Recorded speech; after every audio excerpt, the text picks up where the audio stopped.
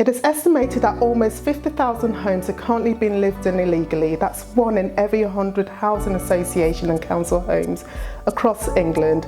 Yet the need for social housing is at an all-time high, with 1.5 million people currently on the waiting list for an affordable home. People living in homes fraudulently means that those in need can't get the homes they deserve and so desperately need.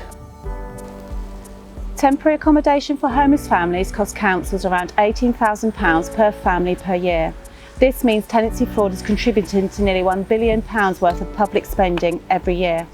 Not only this, but now more than ever, it's so important to have accurate records of who lives in a property, apartment or block of flats.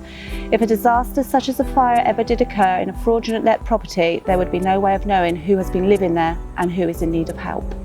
Tenancy fraud is both illegal and unlawful. If we found that a tenant has sublet the whole of their property, we will make a referral to the local authority, who have powers to prosecute the tenant under the Prevention from Social Housing Fraud Act. In one recent case in Camden, the local authority prosecuted and they recovered a fine of £10,000 and legal costs of £16,000. So from a financial point of view, it can be very costly to a tenant. In addition, we will seek possession of the property, and we have done in a number of cases. If the tenant has sublet the whole of the property, we will also be seeking something called an unlawful profit order, which means that they have to pay back the profit to us. Again, can be many thousands of pounds and thousands of pounds in legal costs. And it's really important to note that if you've sublet the whole of your property, and even if you move back in, you've lost your tenancy forever. You can't regain the status as a tenant, and the courts will automatically grant a possession order in that event. So it's really important to note that.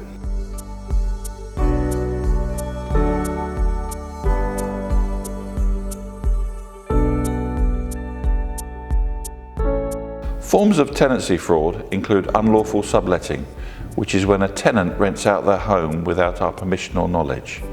If a tenant abandons their home and fails to tell us that they're not returning to the property, they can still be prosecuted for tenancy fraud. This is classed as abandonment. We often find tenants who have given their keys to a neighbour rather than returning them to their housing association or local authority.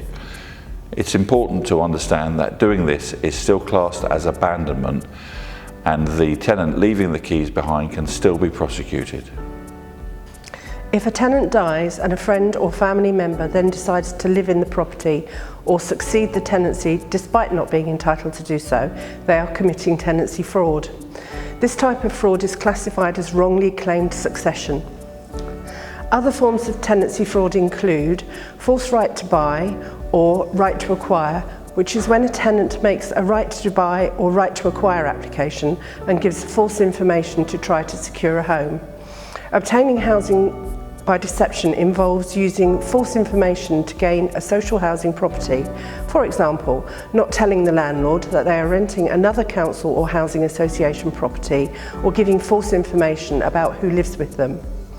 Key selling is when a tenant sells their keys to someone for a lump sum payment rather than handing them in as they should.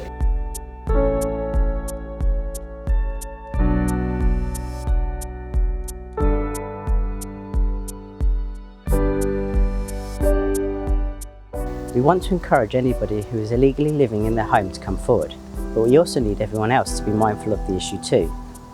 The leads we get from someone reporting something suspicious, or even a recent change they have noticed at a neighbour's property, are so valuable. It's one of the key methods we use to catch fraudsters. There are a number of signs that you can look out for. You might notice that there's been a sudden change in the tenant at the property. Your neighbour might be being vague about who lives at the property or what their relationship is with the tenancy holder. Your neighbour may have passed away and a friend or family member is now living there or is continuing to live at the property. Often there will be an increased antisocial behaviour at the property, or their property may appear to have been abandoned.